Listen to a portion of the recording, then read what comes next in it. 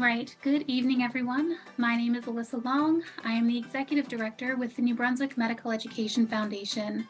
And I would like to thank you all for joining our first webinar presented in partnership with Dalhousie Medicine New Brunswick. We were so excited to reach a group of students, faculty, and staff from the school to share some information about our foundation, about some of the funding opportunities available to medical students, and some exceptional financial advice provided by one of our experts. So on our panel tonight, we have Dr. Michael Simon, who is a practicing family physician based here in St. John, New Brunswick. He is also co-chair of our board of directors at the foundation and holds a number of other roles across the community as well, which you'll learn more about. We also have Kiera Dolan with us tonight. Kiera is a medical student attending Dalhousie Medicine New Brunswick. She is also a recipient of one of our medical education scholarships. So she'll be sharing a little bit about her experience, which again, we're really looking forward to. And then we also have Fraser joining us, who is a wealth advisor with Wells Private Wealth Management with RBC Dominion Securities. So Dr. Simon will be kicking us off today. And without further ado, I would like to invite him to begin his presentation. Thanks, Alyssa, and thanks, Natalie, for setting it up. Congratulations, you guys, for putting this together.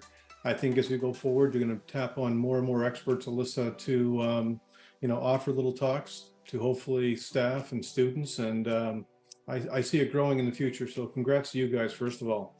So as Alyssa said, everyone, my name's Mike Simon. I've been a family doc in the community for going on about 35 years now. And as Alyssa said, I've been on different foundations before. I've served in volunteering capacity, besides my practice in hospital, everything from CBC to sports and stuff like that. But the main reason we're here today is because this part of the volunteering, which I'm very privileged to work on this foundation. I'm the co-chair with Carol Chapman, and we have a fantastic board, and we're all working towards the same goal, which should hit home with the students here. And that is basically, we all want to improve healthcare for New Brunswickers. And that's our prime reason for coming together and donating our time. So first of all, I want to talk about our story. We are a young foundation. We started in 2010, so by any measurement, we're just a teenager. Barely 13 years in. We started with a couple scholarships in 2010, and I'll bring you up to speed with that. But our goal basically is retain and attract physicians in the province. And that's how we're going to improve healthcare for all New Brunswickers, including ourselves, which is very important right there. So we have a unique model. Typical for New Brunswickers, it's a made in New Brunswick, unique, private kind of foundation. And what it does, 3 steps there is on the screen. What we do is we go out and we raise money. And we've been very successful with that for the past 12 to 13 years. Once we do that, we can fund more medical students. So more scholarships to more students in all 4 years. And that creates a pipeline for physicians to come back to the province, whether it be in family practice or specialty, and put their roots down here and start treating patients here. So that is a great thing. So as I mentioned, we started with about 3 scholarships way back 2010. That scholarship total was $25,000. That's all it was. Last year, we gave away 66 scholarships for $450,000 plus. So that is in only 12 years. Phenomenal growth. And we anticipate that picking up speed over the next few years. So what does that mean? More awards, more bursaries, and they're coming back. More students coming back. So how many? 223 students since the program began. We talked about 66 scholarships last year. And here's the fun part. 36 of our alumni are practicing the province right now. And even that pales in comparison to 179 who have pledged to come back to the province and practice. And the next slide is the one I really like. This shows the map of where the students now, graduates, doctors, are actually practicing. So you can see everywhere from Evanston to Hampton to Moncton and to Waterville. We've already started putting down roots. And if you look even more, 179 all over the province, okay? This is phenomenal in this young foundation, so I'm very happy with that. So moving on from that slide, one thing we like to talk about, it's a fact of life that even though you may want to come back here and practice, sometimes you can't. Sometimes if you subspecialize into pediatric hematology or oncology or some other niche, you may have to go somewhere else. So that's fine. That's the way your education takes you. But when that happens, we talk to the students and we get reimbursed and we use that money for other students. Before I was the co-chair, I sat on the alumni committee and I had many conversations with students about getting to know them and where you're going to work and if you can't come back here. So it's a very give and take kind of relationship, but the foundation is very active in using those awards to bring people back. So moving on from that, I mentioned I was an alumni committee. This slide and next slide are some of the examples who I spoke to going through as we create a bond there or a communication sort of relationship with the new students and new alumni. And Natalie, who works in the office, has been instrumental with newsletters and messages and getting demographic data so we can keep in contact with everybody. I mean, we're a young school. The Dalhousie Medical School here is young. So we're building a good group of alumni who participated with the bursaries, who received awards, and like I say, are starting practice here. So I want to drill down just a little bit on that sort of note. What the foundation does is sort of remove barriers. In the first one here, you're talking about education. We all know, and Fraser's going to talk in a few minutes about how much debt we have when we go through. I mean, I graduated more than a few months ago, and I remember having to work hard to pay off my debt way back then. And it doesn't come close to the average of $80,000 now. Many of the students and residents I've taught over the years, well over $100,000. Major elephant in the room. So the foundation can help ease that. That's one of the things we're doing to reduce that education barrier. So the funds, all kinds, representing all groups, but basically everyone can apply. So moving on from that one, the next one, education. Primary care. So we talk about now in the news, can you access care? That's become the new paradigm. Can you get health care when you need it? And so one of the things we're doing here is increasing the number of family doctors, putting them out in the community because they can afford to be there, because they get the education with less of the elephant in the room. And that means more patients get attached. That means less wait times. That means better health care. And we're not talking just family doctors. We're talking specialists of all kinds, surgeons, internists, oncologists, all kinds are starting to put out now. And I'll just make one comment. If you look at those 66 scholarships we gave out last year, that is basically the lifetime's work, 30 years each for 2 family doctors. That's about 4,000 patients getting taken out of the orphan patient list. So in 1 year, we've been able to manage to get 2 full-time family docs for life. That's what kind of numbers you're talking there. So moving on to the third, removing barriers, physician retention. I've helped try to recruit docs for 3 decades here. I know if you can get, and I'll speak to students, if you set up here, if you put roots down, start a practice, get in the community, then the odds are you're going to stay and have a very fulfilling practice in New Brunswick. So from our point of view of starting early, instead of trying to recruit people who are already doctors, we have much more success. And so we know that. So if you move forward, we get rid of some of these barriers, suddenly you have more people coming in here. You're part of the community, and the foundation helps sort of ease that transition. So when you talk about the awards, I just want to focus on those for a second because we have a lot of them now. If you look at them, the return to service. So every year we give out a award. A year return for service is asked for. They're renewable. So not just 1 year, but for 4 years, you can apply for these awards. They're designated. So some people may have awards that if you come back to Moncton, you're eligible to apply. If you want to go to Edmundston, you can apply for this award. So they're all over the map that way. So they're variable. And of course, they range in value. Depending how they're set up by the donors, they're different numbers, 2,000, 5,000 or more. So again, 4 years, different values, all different kinds. So as we get more and more awards, we'll have even more options for people to apply for. Right now, we talk about 66. We want to see if we can double that and keep going up for the next few years. So that's the kind of financial sort of backup that people can apply for. Moving on from that, the application process. Natalie and Alyssa, they put it all online. It's easy. Things, I guess nowadays, we used to, a couple of years ago, I should say, we used to do all by paper, and our awards committee would have to go over them individually. Now it's a cookie cutter technique. It's simple for the applicants, and the grant committee can take all the applications and work with them. So, I know Alyssa and Natalie will put this out, but we want to push the information out to all the students to apply, because that's what we're here for. And moving on from that, there's a couple other points. I'll go next slide, Alyssa. Yep. What we're looking at, I just want to speak from my perspective here, having worked for my years.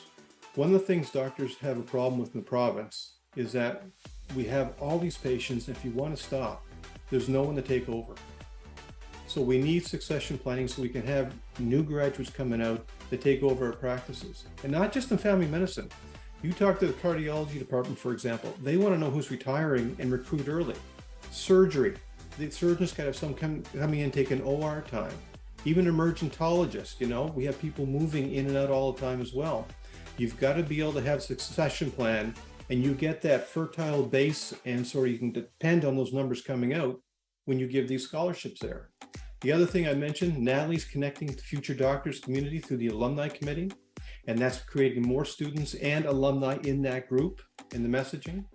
And the other thing, of course, it's a growth plan. It supports all the students in medical school and accredited medical school. You can apply. So it's a growing, easy, remunerative type of environment that we're creating. So I just want to throw that out there. Next slide, Alyssa.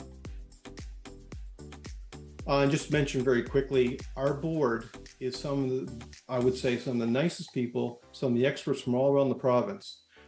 Jason Downey was our former chair last year. Mike Doyle's our treasurer. Carol is a very active businesswoman in Moncton. Tom Barry's been working even longer than I in Fredericton. Next slide, Alyssa. Bernadette, David Hustis, experts in the field. David in accounting, Bernadette in communication. Allison Kennedy is a family doctor in Perth Andover. Nora Kelly is a former deputy minister in the government. Robert McKinnon used to work at UMBSJ. Next slide, Alyssa. Nora Mallory, again, businesswoman. Don Mitchner, accountant and stuff in St. John. Jim O'Brien, plastic surgeon.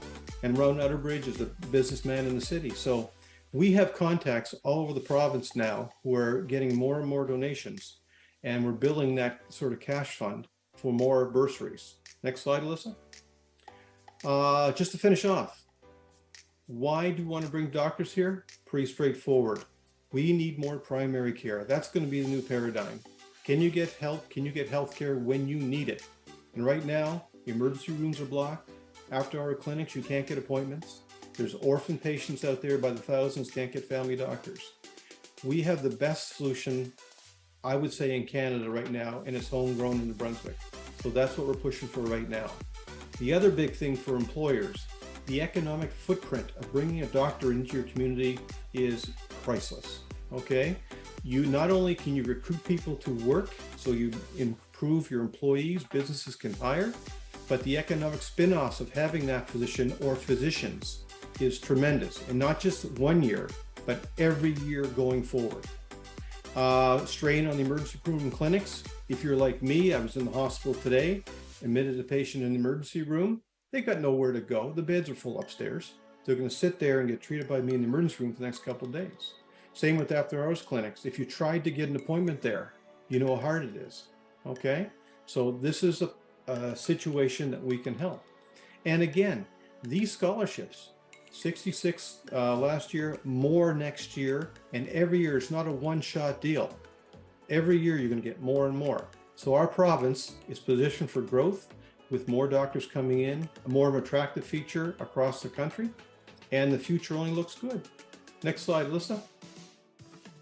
And I'll leave you to finish off my talk with this contact number for Alyssa and Natalie, and encourage you guys to contact them with any questions. And if you have anyone who's interested in participating in the foundation or wants to be a donor, please reach out and contact us. And I'll stop there and thank you for your attention. and pass the mic back to you, Alyssa. Thank you so much, Dr. Simon. That was a fantastic talk. I'll leave the slide up there for just a few moments in case anybody does want to note down any of the contact information. But Dr. Simon, you speak so well, and we are so pleased to have you. And I will just reiterate that yes, scholarship applications are now open for our 2023 medical education scholarships. We encourage you to apply. We encourage you to tell your friends to apply. As Dr. Simon noted, there's nearly $500,000 in funding available that will be awarded through next year.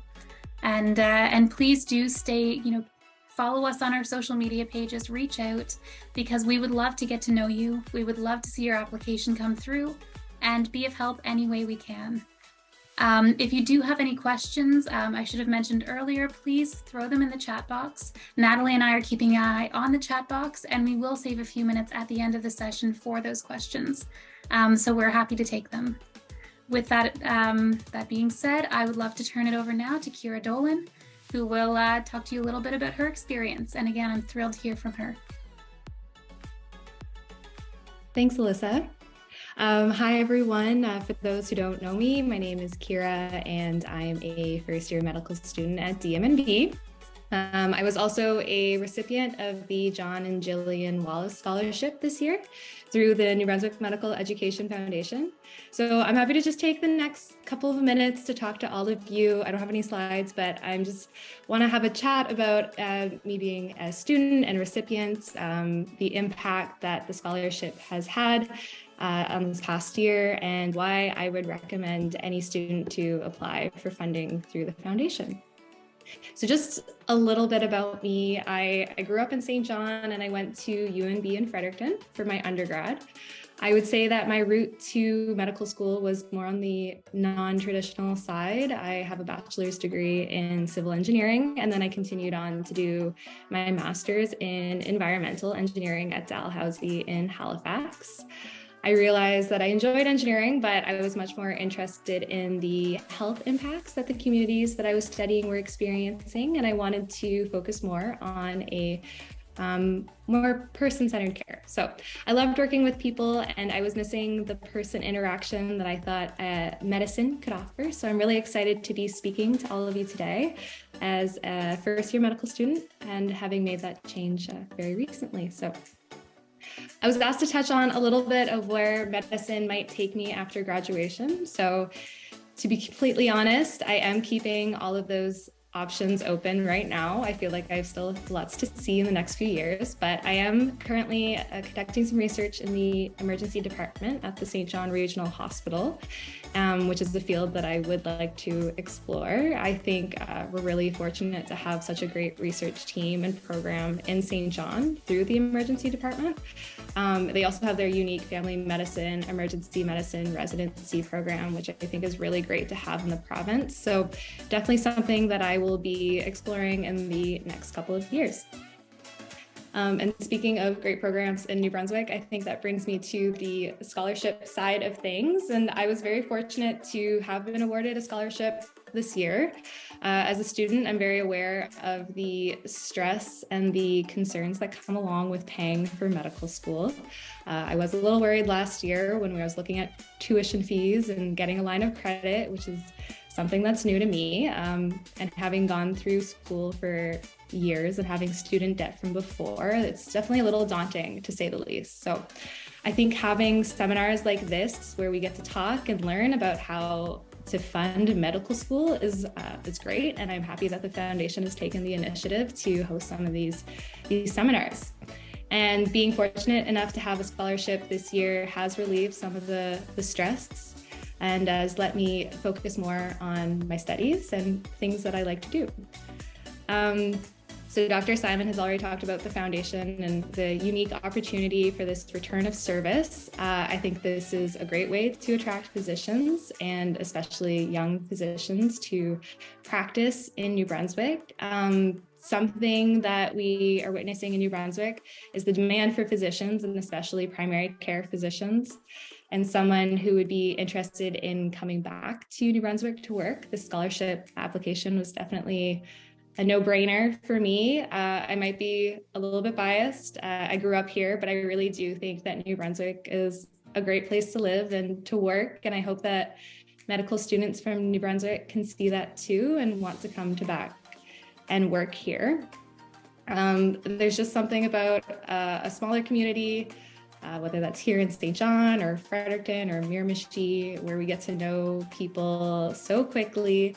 I mean, I just started my medical training and I've already gotten to know so many of my peers, preceptors, school staff, and it just happened really fast, and I get to know them really well. So I think there's really that great sense of community here in New Brunswick that might be harder to find somewhere else. So with all that said, I would definitely recommend for other students to apply to the scholarship, especially if this is something that interests you.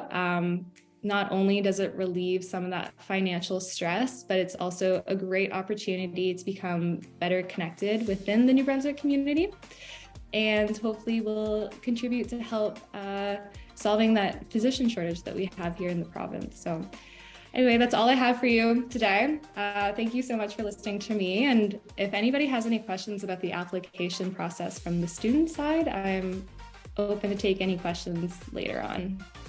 Thank you. Thank you so much, Kiera. Wonderfully put. And again, thank you so much for joining us tonight to share your experience. Your passion for what you do, for what you're studying, it's coming through, and you have had such an incredible journey to get to where you are today. It's really such a pleasure to have you. And I should mention too, Kiera is an active volunteer with our alumni committee. So she has been advising us from the student perspective, what matters, how we can engage students in a better, more effective way, and her help has been just invaluable. So thank you, Kiera, for joining us tonight and for all the work you do on the less seen side of things and what we do. So I would like to move on and introduce Fraser Wells, who will give us our closing talk for the evening on financial management, which I am so excited to see. And then we'll open up the floor to questions for anybody who'd like to speak. So Fraser, all up to you.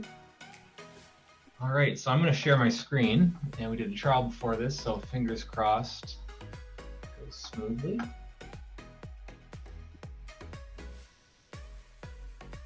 Can everybody see that okay? We can. You can? Okay, perfect. It was flashing a lot when we went for trials, so I'm glad that this is working out. And thanks for the kind words, Alyssa and Natalie, for setting this up, and Dr. Simon and Kiera for all of your great comments. I'm here today to talk a little bit about financially navigating med school, residency, and beyond. A little bit about myself. I've been at Dominion Securities for about 6 years, and prior to that, I was in Toronto, so I'd echo a lot of Kiera's comments about moving back to New Brunswick. As someone that spent time away, I can definitely appreciate the perks of living in a small town.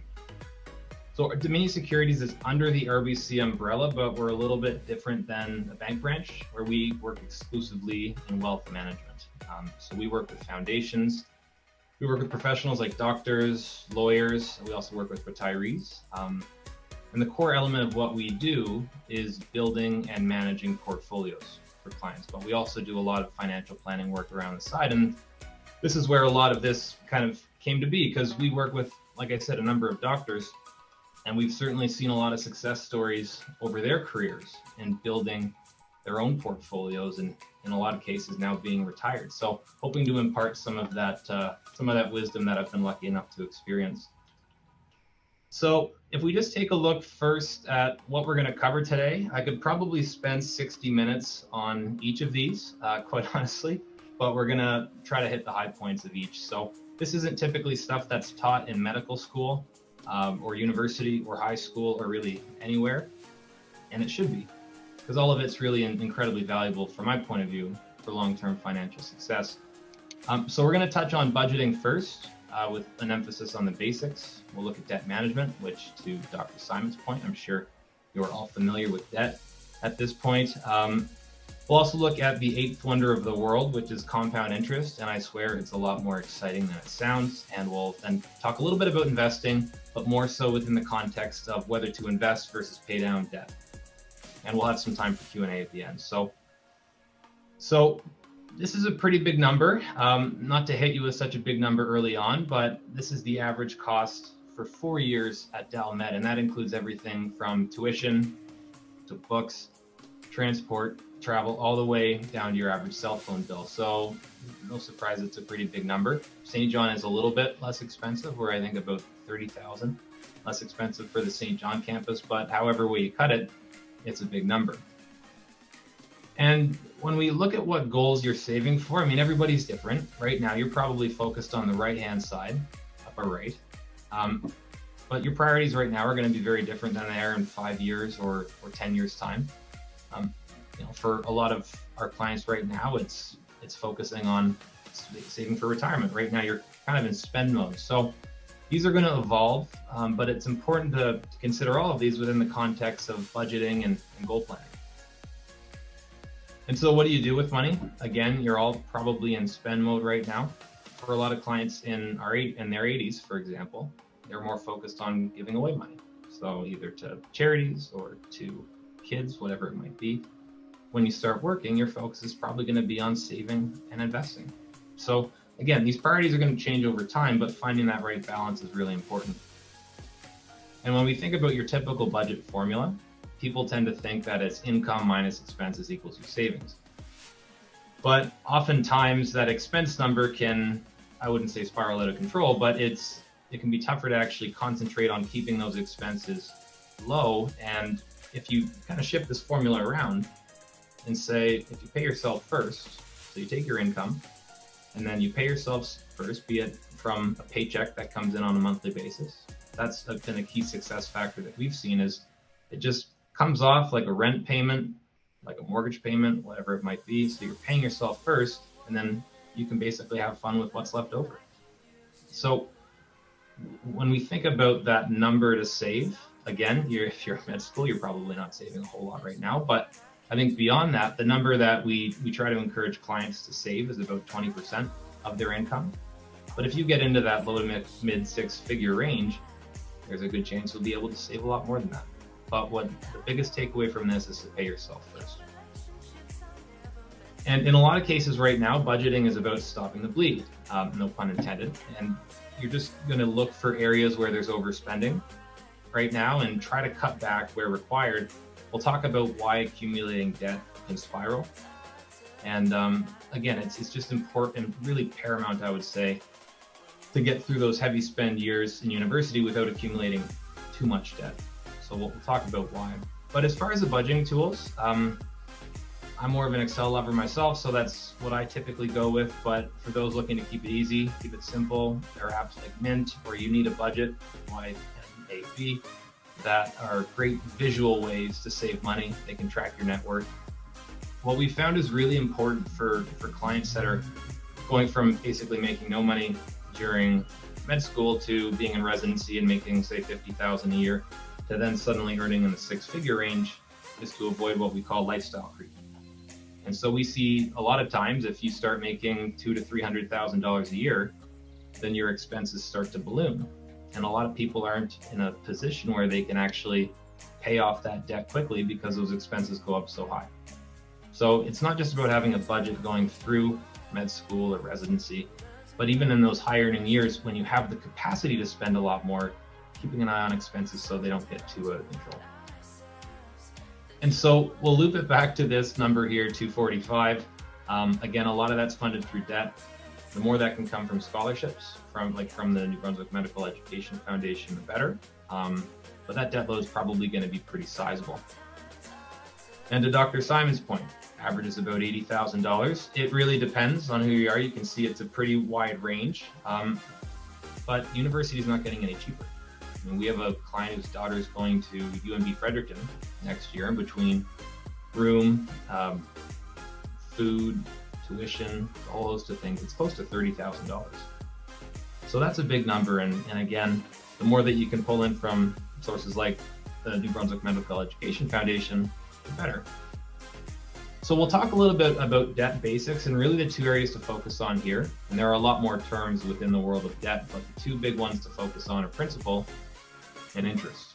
Principal is your original amount that's borrowed. So if you're borrowing $25,000 on a student line of credit, to pay for first year tuition and books. That is your principal. Your interest is the annual cost of borrowing those funds. Because with the line of credit, the bank is basically lending you this money, and they don't do that for free. So you take 6% interest, for example, on $25,000, that's $1,500 a year that you have to pay. So even if you pay $1,500, you still owe $25,000. That's just the cost of borrowing. And interest rates can change over time. I mean, a couple years ago, you could get a mortgage for less than 2%. Now they're at 5 or 6%. And it's a similar impact on things like line of credit. So on a $10,000 loan, it might have cost $200 a year to service a few years ago. Whereas today, that might be closer to $600. So just important to keep that in mind. When we look at your typical types of debt for a student, as I'm sure many of you are probably aware, the two main ones are line of credit and government loans. Line of credit is typically from the banks. Banks are going to shower you with a high credit limit because you are seen as a safe bet, because a lot of doctors are going to graduate and make enough money to pay back those loans. But again, that interest is typically immediately owing on that amount that's borrowed. Okay, but there might be a grace period depending on the situation you're in, and you can borrow up to that pre-specified limit. With government loans, there tends to be a bit more flexibility. Oftentimes they're interest-free while you're studying, payments start after graduation, and there's a long repayment period. And you might get things like forgiveness or an additional grace period depending on where you live. But when we look at the factors in terms of prioritizing which debt to pay down, I'd say the biggest one, bar none, is interest rate. A lot of people might look at these and say, oh, well, my student loan's $140,000. That's a lot more than my credit card debt at $4,000. I should pay that down. But if you're paying a 2% interest rate on the student loan versus 20% interest rate on your credit card, you're getting penalized proportionally a heck of a lot more for carrying that credit card debt. So in the absence of all other factors, I would typically say, pay down that credit card first, without question. And you're typically only really going to get forgivability and flexibility of payments from student loans, government loans anyways. But I would say that's the overriding winner of those three factors. And we'll look at compound interest, eighth wonder of the world, as Albert Einstein put it.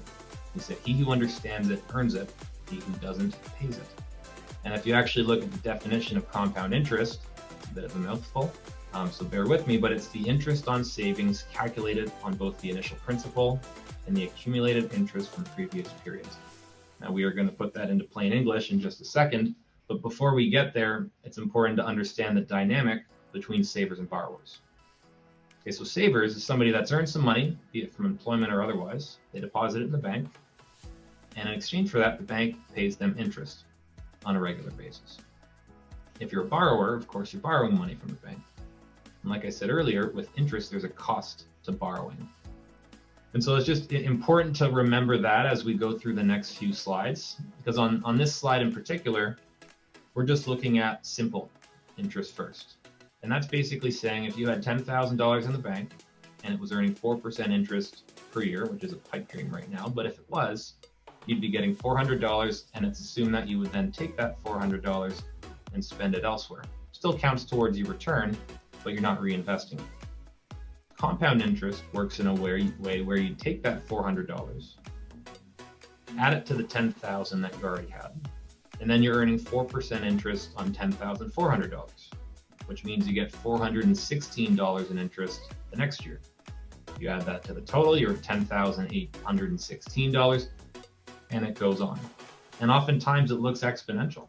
If we look at the following page, if we look at the benefits of compound interest for someone that's a saver, you can see again, starting with $10,000, the difference between those that just have simple interest, that don't reinvest that money every year, versus those that do. In the first 5 years, it starts out pretty small. But by year 25, you're looking at a gap of 25% plus. That's a big number. And it works both ways. When we look at the cons of compound interest, the same thing happens with debt. And I'll use a more extreme example, where if you take $4,000 in credit card debt, at that 20% interest that I talked about, that's about $800 in interest for the year. The following year, And this is assuming you don't pay the interest, you just let the balance grow. Following year, 20% of $4,800 is $960. You add that to the total, you're at $5,760 on that credit card owing. And so you can see, if you hear stories about why people spiral with debt, I mean, that's a prime example. And oftentimes the main culprit is those high interest loans, like you see with credit cards. So important to keep that in mind. So again, there's pros and cons, but if we look at the pros, again, with more of a realistic investing scenario, although this may be somewhat optimistic, we say that the best time to plant a tree was yesterday, which sounds a bit cheesy, but that applies to investing and saying if you start investing early, because of the beauty of compound interest, you're going to set yourself up incredibly well for retirement. So if you look at here at this illustration, total investment of $24,000 over the course of the first 20 years from age 21 to 41, and just 8% growth per year thereafter. And then between ages 47 and 67, same investment amount. By age 67, the first person will have saved over $470,000. Second person, $59,000. So all too often what we see is people start saving too late. And I get it, coming out of residency, you know, it is a grind. From my friends that are in residency, they would all agree with that. And so there's a propensity to want to spend, but I think really it's just about having that balance and looking at the numbers like this and saying if you start early, or even if you have some capacity to save during med school, you're going to set yourself up really well. And we'll just touch quickly on the accounts. I think a problem in the world of investing is that you've got far too many acronyms. A lot of these are probably, you probably wouldn't recognize a lot of these. A lot of them like TFSA, RSP, you've probably heard of though. And so we'll really just focus on 3 of the core ones, but most of these are registered. We'll look at RSP, TFSA, and corporate account, because at least from what we've seen with new doctors, those tend to be the 3 go-tos. But I'll preface this by saying that during residency, when you graduate, the importance of getting a good accountant is huge. Your accountant's going to be your best friend because they're going to save you loads of tax over time. And we work hand in hand as wealth advisors with accountants to help structure portfolios in a way that helps save tax. So that I would just preface all of this with that. Take the advice of the accountant. There is no golden rule when you are a doctor for what account is best to invest in. But the common strategy we've seen is starting out, look at maxing out your TFSA, then RSP, and then look at a corporate account after that. But to provide a little bit of detail as far as what all of these accounts actually mean, an RSP and TFSA are both retirement savings accounts. So RSP is a registered retirement savings plan, TFSA is a tax-free savings account. With an RSP contribution, it's tax deductible. So it means when you contribute, in the eyes of CRA, you're lowering your taxable income. So if you say make a $10,000 contribution and your marginal tax rate was 50%, which some of you might be in at some point, then you're going to get $5,000 back from the government following spring because the government's taxing you on $10,000 less in income. On the growth of that account over time, no tax as far as capital gains or income earned within that account. When you do ultimately withdraw it, it is taxable, like income. So you save the tax today, pay the tax later on, but along the way, save lots of tax. And contribution room is based on your income.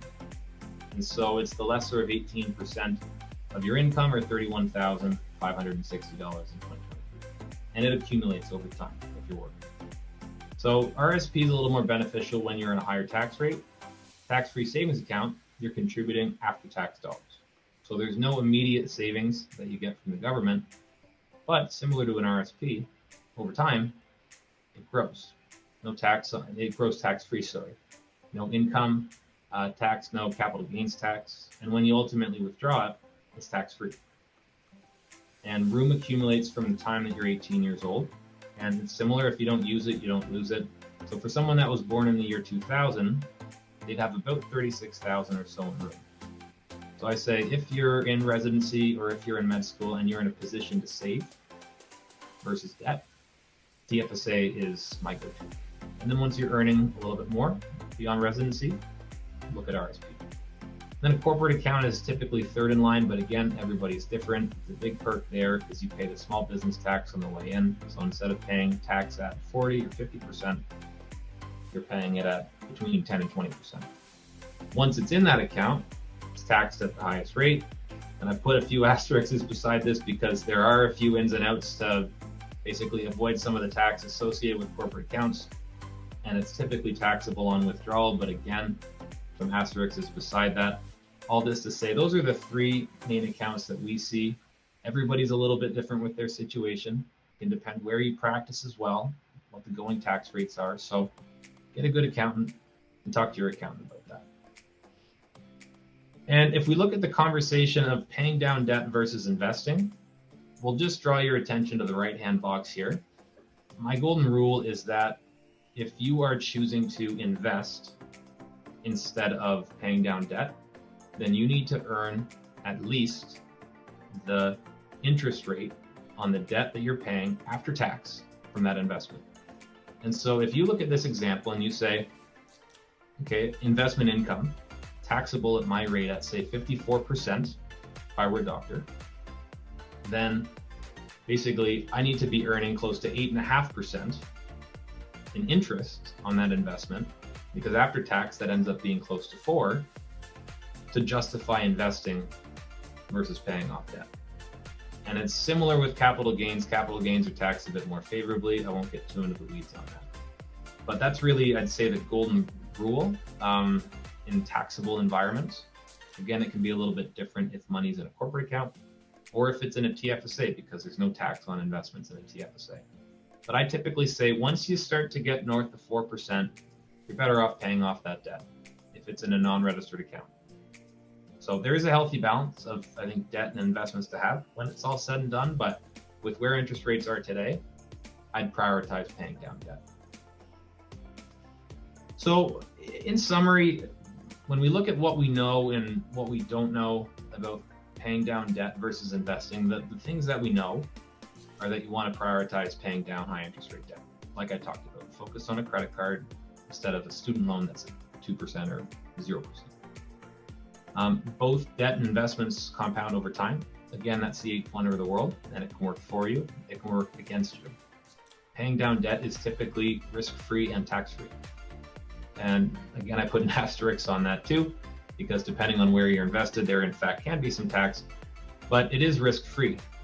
If you're paying 4% as an interest rate on your loan, then if you're contributing to pay down that debt, that's an automatic 4% risk-free rate of return that you're getting. So if you frame it that way, it can change, I think, how a lot of people actually view debt.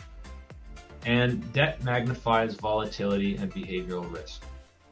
And this kind of ties into what we don't know to an extent, but from our experience, watching your, say, $100,000 investment drop to $70,000 is very scary.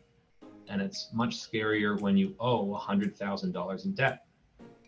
Everybody behaves differently when we go through different market cycles. I mean, back in 2020, we saw markets drop as much as 20 to 35% in North America.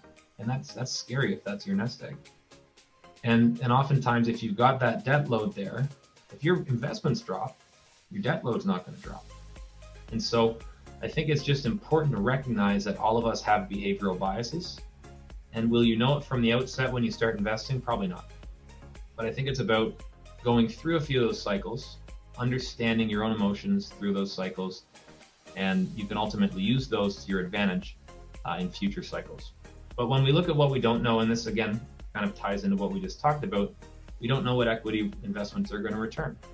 I don't know if Apple's going to grow by 10% next year or RBC is going to grow by 5%. We get questions all the time. What do you think the market's going to do this year? And I tell people I don't have a crystal ball. But we don't know. Nobody knows.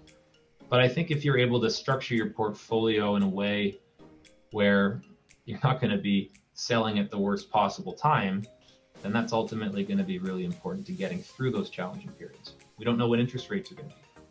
So if you've got variable rate debt, like on a credit line, and we've seen it with variable rate mortgages in Canada this past year, where people that were paying 1.5% are now paying 5.5%.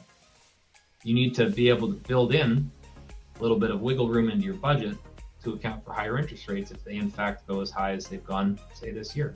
Nobody would have predicted that we'd get to rates this high in the span of about 12 to 14 months. And then finally, what we don't know is we don't know our tolerance for risk when the going gets really tough. And we're in a business where, again, going through those cycles, we tend to see a lot of those emotions because money is emotional for a lot of people. It is their nest egg. And emotions are powerful. Fear is an incredibly powerful force to drive a sale of investments at the worst possible time. So not trying to end on a negative note by any means, but more so just to, like I said on the piece about debt magnifying volatility, it's important to go through a few of those cycles and understand that we do see up and downs, but make sure you're setting enough aside to pay down that debt where necessary. So don't be afraid of debt. Debt can actually put you in a stronger financial position, as crazy as that sounds. But if it's at a manageable level in a low interest rate environment, that's going to be very important before you really dive full on into the investing side of it. And so with that, happy to open the floor to any Q&A, and I think that's it for today. So I can stop sharing my screen if you'd like, Alyssa. All right, and thank you so much, Fraser. I should have mentioned too, Fraser is a volunteer member of our finance committee. And, it really, when I think about money, you're absolutely right. It's so emotional, and nothing brings peace of mind like talking to an expert who understands the subject and can walk you through it and translate what can be Greek into plain English. So thank you for doing that tonight. I always learn something every time I speak with you, Fraser. So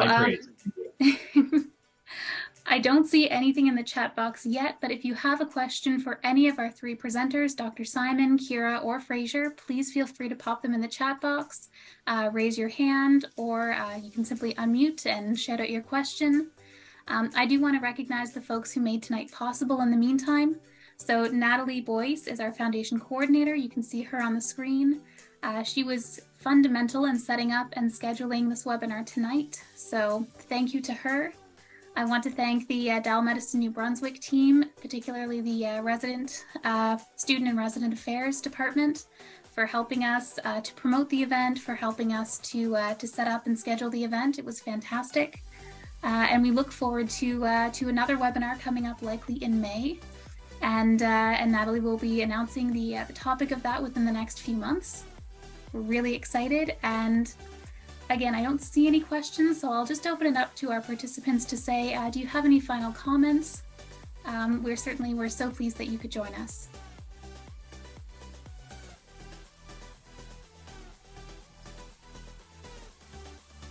I'll just say very quickly, I always like to hear the students' point of view where we sit nowadays, because as we get older, we get farther removed from not only the debt load, but the current demands. So it's nice to hear from Kiera that way. And Fraser, again, I learned, like Alyssa, I learned something every time I talk to you, all our meetings we've had together. So that's wonderful. So now, if you can't predict the stock market, though, I don't know what good you are otherwise, but we'll take it. Yeah, fair point. All right. Well, thank you everyone for joining us. If you know someone who would have loved to have seen tonight's webinar or could benefit from some of the information, we will be posting a recording to our website. So that is nbmeded.ca. If you're interested in looking at some of our scholarships or looking at the application form, all of that information is also available on our website. So I will pop the link in the chat box before signing off. But again, if you have questions, if you're interested about the scholarships, if you have questions that come to you later about tonight, send us an email, send us a note, call our office. We are just so excited to hear from you, and so pleased you could join us tonight. So again, thank you for your time. Take care, stay safe and healthy, and we wish you the best.